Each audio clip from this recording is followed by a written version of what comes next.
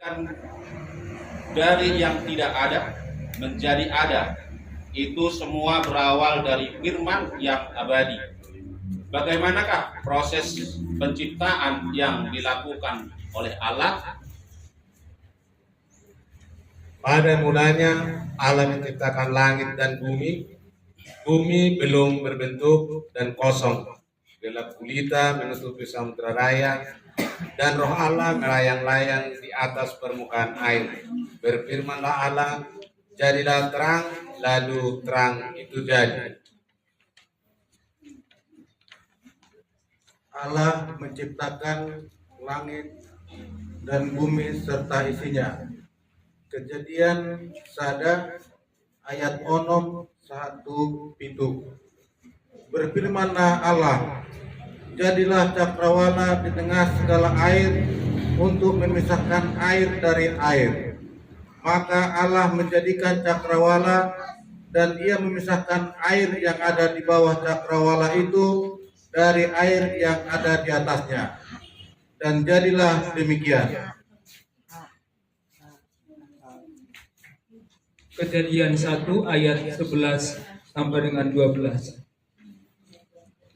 Berfirmanlah Allah, hendaklah tanah menumbuhkan tunas-tunas muda, tumbuhan-tumbuhan yang berbiji, segala jenis pohon buah-buahan yang menghasilkan buah yang berbiji, supaya ada tumbuh-tumbuhan di bumi. Dan jadilah demikian. Tanah itu menumbuhkan tunas-tunas muda, segala jenis tumbuhan-tumbuhan yang berbiji, dan segala jenis pohon-pohonan yang menghasilkan buah yang berbiji. Allah melihat bahwa semuanya itu baik. Kejadian 1 ayat 14 sampai 15. Berfirmanlah Allah, jadilah benda-benda penerang pada cakrawala untuk memisahkan siang dan malam. Biarlah benda-benda penerang itu menjadi tanda yang menunjukkan masa-masa yang tetap dan hari-hari dan tahun-tahun. Dan sebagai penerang pada cakrawala, biarlah benda-benda itu menerangi bumi, dan jadilah demikian. Kejadian 1 ayat 20 sampai 21. Berfirmanlah Allah, hendaklah dalam air berteriakan makhluk yang hidup, dan hendaklah burung berterbangan di atas bumi melintasi cakrawala. Maka Allah menciptakan binatang-binatang laut yang besar dan segala jenis makhluk untuk yang bergerak, yang berteriakan dalam air, dan segala jenis burung yang bersayap. Allah melihat bahwa semuanya itu baik. Kejadian 1 ayat 25 sampai dengan ayat yang ke-27. Allah menjadikan segala jenis binatang liar dan segala jenis ternak dan segala jenis binatang melata di muka bumi. Allah melihat bahwa semuanya itu baik. Berfirmanlah Allah, baiklah kita menjadikan manusia menurut gambar dan rupa kita, supaya mereka berkuasa atas ikan-ikan di laut dan burung-burung di udara, dan atas ternak, dan atas seluruh bumi, dan atas segala binatang melata yang merayap di bumi. Maka Allah menciptakan manusia itu menurut gambarnya, menurut gambar Allah ciptakanlah dia, laki-laki dan perempuan ciptakanlah mereka. Amin. Maka ia memperdaya manusia itu dengan tipu muslihat, dan akhirnya manusia jatuh ke dalam dosa. Kejadian 3 ayat 1 sampai 3. Adapun ular ialah yang paling cerdik dari segala binatang di darat yang dijadikan oleh Tuhan Allah. Ular itu berkata kepada perempuan itu, tentulah Allah berfirman, semua pohon dalam taman ini jangan kamu makan buahnya, bukan? Lalu saut perempuan itu kepada ular itu, buah pohon-pohonan yang dalam taman ini boleh kami makan, tetapi tentang buah pohon yang ada di tengah-tengah Taman, Allah berfirman, jangan kamu makan ataupun raba buah itu, nanti kamu mati. Kejadian 3 ayat 4 sampai dengan 6. Tetapi ular itu berkata kepada perempuan itu, sekali-kali kamu tidak akan mati. Tetapi Allah mengetahui bahwa pada waktu kamu makannya, matamu akan terbuka dan kamu akan menjadi seperti Allah, tahu tentang yang baik dan yang jahat. Perempuan itu melihat bahwa buah pohon itu baik untuk dimakan dan sedap kelihatannya. Lagi pula, pohon itu menarik hati karena memberi pengertian. Lalu ia mengambil dari buahnya dan dimakannya, dan diberikannya juga kepada suaminya yang bersama-sama dengan dia, dan suaminya pun memakannya.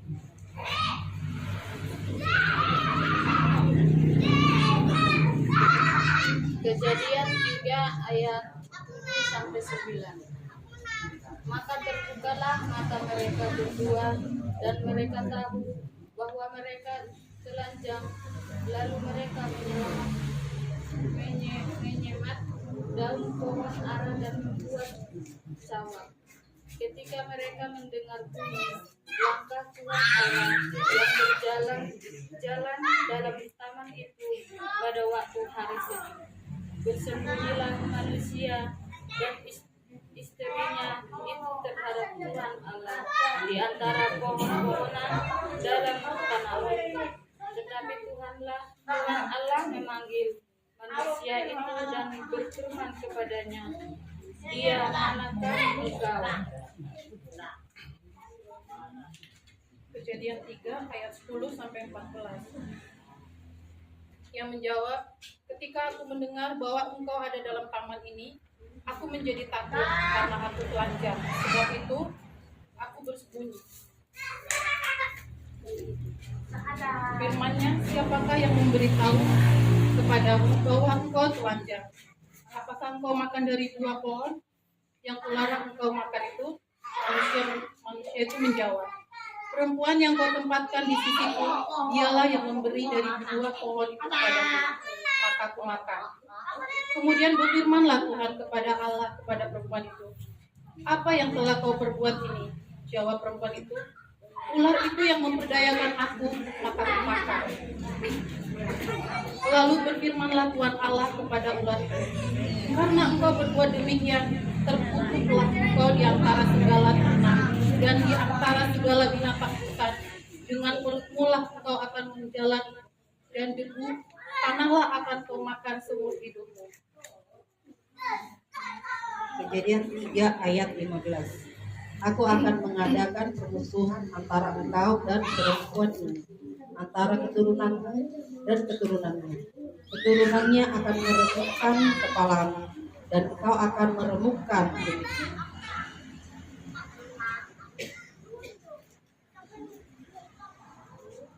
Kejadian 3 ayat 16.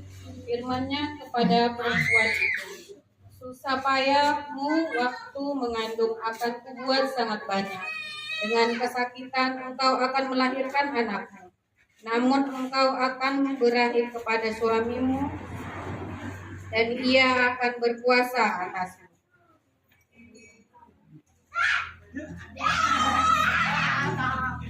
Kejadian 3 ayat 17.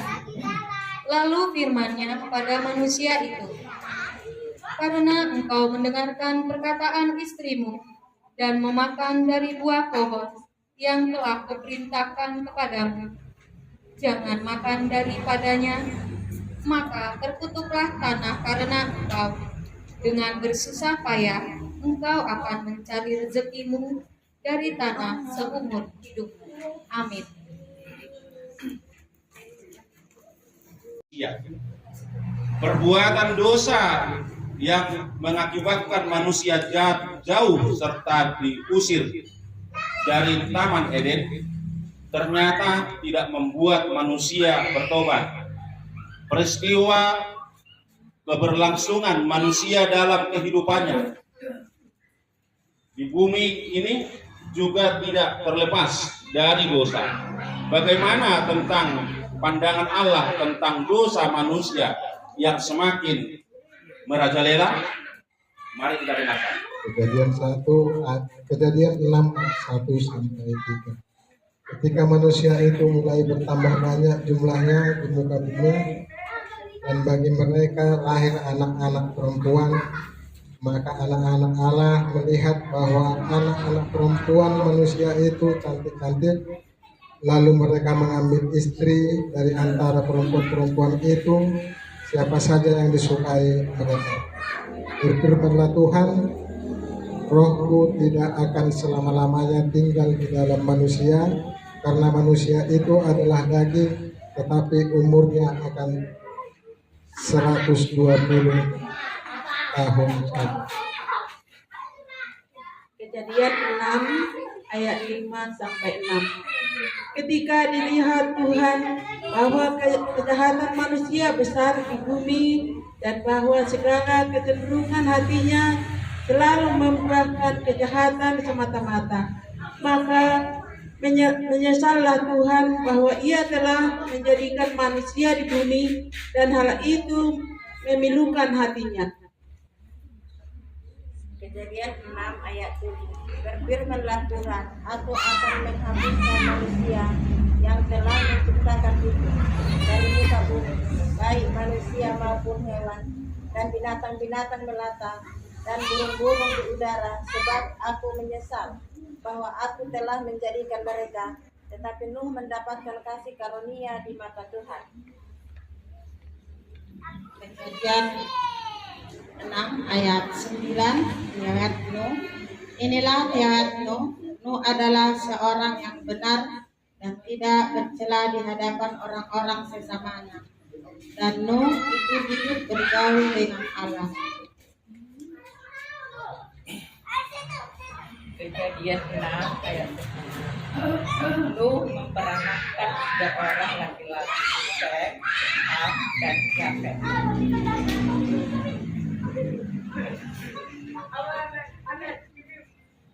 Kejadian 6 ayat 11. Adapun bukit itu sudah rusak dan penuh dengan binatang. Kejadian 6 ayat 12. Allah milik bumi itu dan sungguhlah rusak benar, sebab semua manusia menjalankan hidup yang rusak di bumi.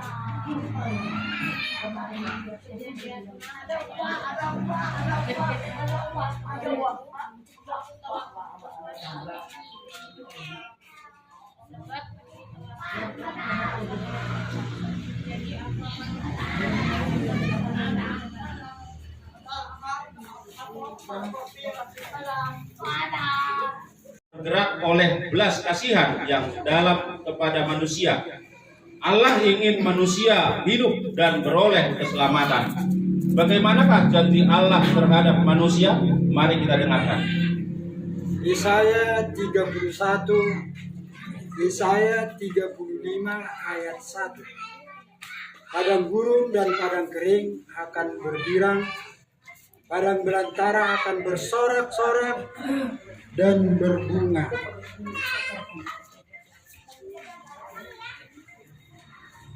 Yesaya 35 ayat 4. Katakanlah kepada orang-orang yang tawar hati, kuatkanlah hati, janganlah takut, lihatlah, Allahmu akan datang dengan pembalasan, dan dengan ganjaran Allah, Ia sendiri datang menyelamatkan kamu. Yesaya 35 ayat 5. Pada waktu itu mata orang-orang buta akan dicelikkan dan telinga orang-orang tuli akan dibuka. Yesaya 35 ayat 6. Pada waktunya itu orang lumpuh akan melompat seperti rusa, dan mulut orang bisu akan bersorak-sorai. Sebab mata air memancar di padang gurun dan sungai di padang belantara. Yesaya 35 ayat 7. Tanah pasir yang hangat akan menjadi kolam, dan tanah gersang menjadi sumber-sumber air. Di tempat serigala berbaring akan tumbuh debu dan pandan. Amin. Yesaya 36 ayat 1. Maka dalam tahun ke-14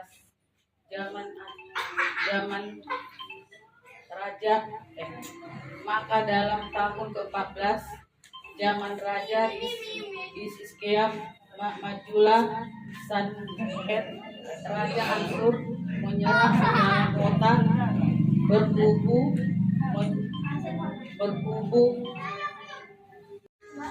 Janji keselamatan yang Allah telah berikan kini disempurnakan. Bumi yang masih didiami oleh kegelapan segera terlihat terang. Siapakah Raja keselamatan yang dijanjikan oleh Allah itu? Marilah kita mendengarkan.